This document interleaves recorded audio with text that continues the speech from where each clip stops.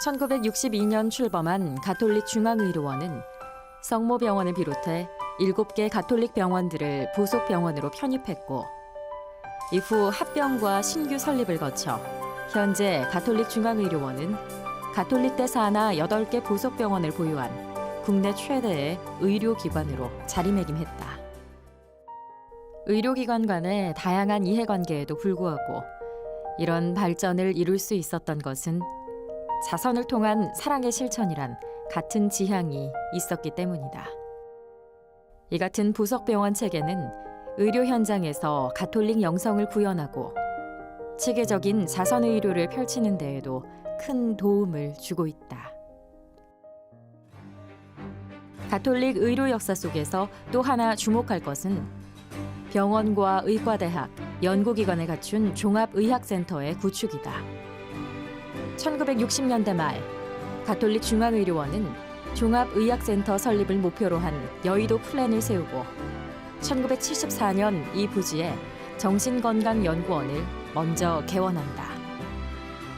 1976년 반포구 일대의 부지를 확보하면서 규모와 시설 면에서 더욱 확대된 강남 플랜을 추진한다.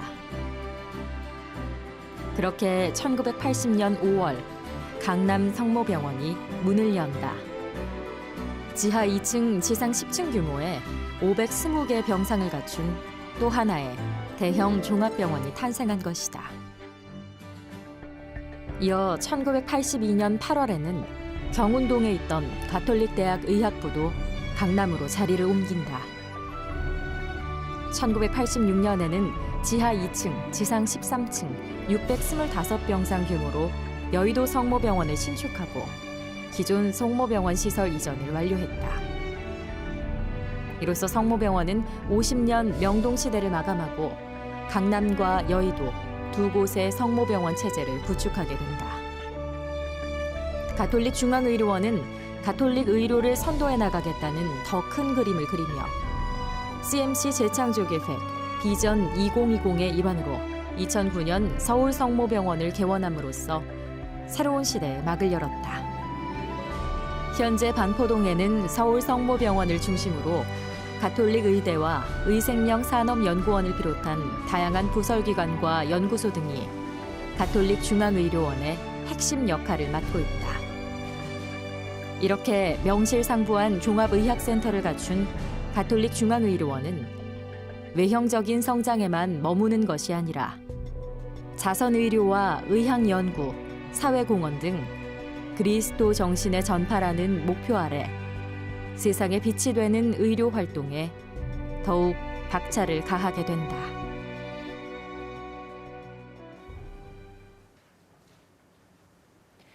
가톨릭 중앙의료원 출범 이후 가톨릭 의료 사업이 빠르게 발전해 왔습니다. 성모병원이 강남과 여의도에 각각 대형 종합병원으로 자리를 잡았고요.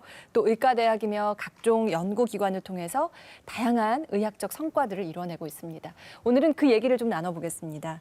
먼저 교수님께 좀 여쭤보고 싶어요. 가톨릭 의대 교수로 30년 이상 생활하셨으니까요. 이 쭉 역사 지켜보시면서 좀 감회가 남다르셨을 것 같은데 어떠셨어요? 네, 그렇습니다. 병원이 60년, 61년인가 명동 성모병원이 됐는데 지금은 그 가톨릭 센터가 됐죠, 그게. 예. 옛날에는 미덕바 쪽에서 버스에 내려서 올라다 보면은 명동 성당하고 성모병원밖에 안 보였습니다. 그 당시에 그 건물이 알루미늄 사시로 했기 때문에 네. 햇빛에 비추면 반짝반짝했습니다. 네. 그와 같은 학교와 병원이 지금은 의학 교육의 선도적인 역할을 하고 병원은 환자 진료에 선도적인 역할을 하게 된 거는 교직자분들의 노력도 있지만은 여러분들이 기도해서 성모님이 뒤에서 도와주신 게 아닌가 저는 그렇게 생각합니다. 네. 확실히 거의 기적적인 발전을 했습니다. 네. 지금 보면 여의도 성모병원도 그 건물에 그려진 성모님 모습이 너무 아름답고 랜드마크로 자리를 잡았고 뭐 강남 성모병원이야 뭐 말할 수 없이 저는 늘 지나다니는 길에 딱 자리를 사실 가장 명당 자리에 자리를 잘 잡았잖아요. 그런 거 보면 정말 뿌듯하실 것 같아요. 네, 근데 지금 성모병원 자리가 옛날에는 거기 허벌판이었어요. 그 주위에 건물이 그렇게 많지 않았거든요. 그쪽 고속버스 터미널 좀 댕기다 보면 강남동공밖에 안 보였어요. 근데 처음에 분가하면서 명동에서 분가했는데 이 병원이 잘 될까 해서 처음에 주니어스 때만 내보냈어요, 그쪽에. 아, 그래요? 그래서 이제 보니까 2, 3년 지나서 굉장히 병원이 발전이 빠르고 많은 환자들이 전국에서 몰려오니까 다시 명동에 있던 그 스태프들을 다 강남으로 다시 보내고 이렇게 돼서 크게 발전하게 된 것이죠. 예.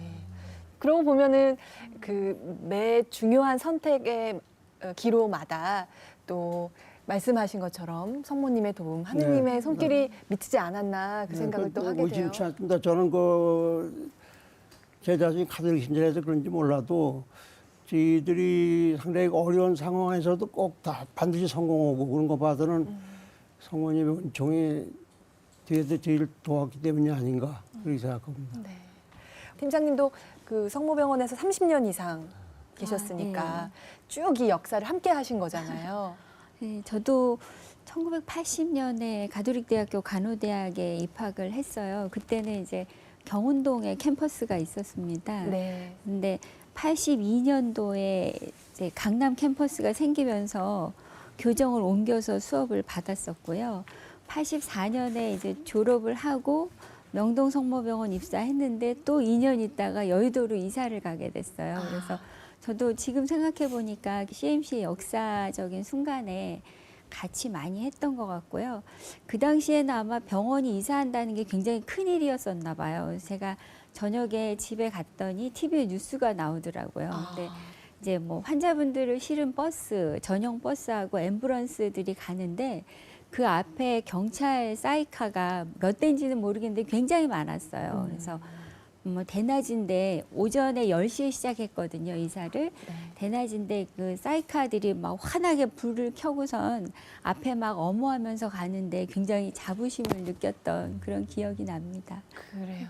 지금 현재는 그럼 어디에서 근무하세요? 네, 저 지금 장기이식 센터에서 근무를 하고 있는데요. 제가 사실 이식을 굉장히 받고 싶어 하고 그런데 이제 기증자는 없고 하루하루 이제 투석으로 이제 연명을 해가는 분들을 보면서 굉장히 이식에 대한 생각을 많이 하게 됐었어요. 근데 2007년에 서울 성모병원 개원을 준비하면서 이제 준비팀장으로 이동을 하게 됐습니다. 네. 말씀 주신 이 장기이식 센터 이야기도 많이 궁금한데요. 좀 이따가 더 자세히 이야기를 나눠볼게요.